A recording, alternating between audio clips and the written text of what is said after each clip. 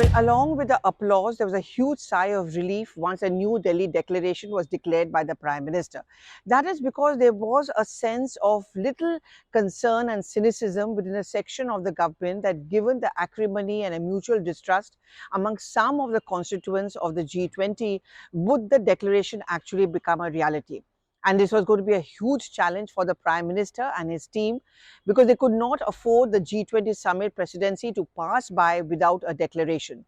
There has been a problem over Russia and China and the Russia-Ukraine war, which would cast a shadow over the declaration. But India was determined that come what may, there should be a New Delhi declaration.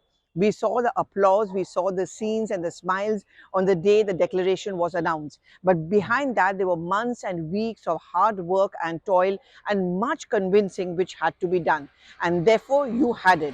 But why is it that it was critical for the Prime Minister, and why is it then become a win-win situation, which the BJP certainly is going to be using to make the point that yes, Bharat can, and yes, we can.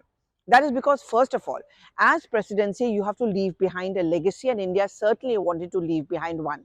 Economic concerns are up and high. Many countries are already, and advanced ones at that, are already talking about an economic downturn. Some of them have declared bankruptcy, some of them have declared a recession as well. And given this scenario, it is understandable that why some of these countries would want to be selfish. Larger economic cooperation, Vasudev Kutumbakam, these are the concepts perhaps many of them would be reluctant to approach.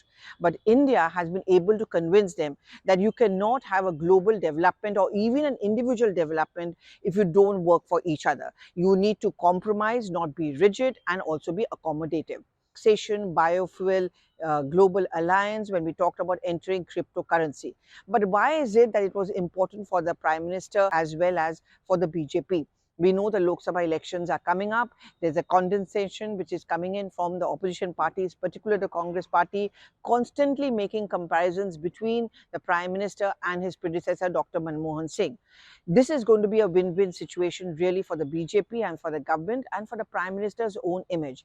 It's been hailed by not just many Indians, but also by the other countries and the developed worlds as well, to show that India can be headfast as far as headstrong about their stand at the G20 summit, dictating terms while being accommodative.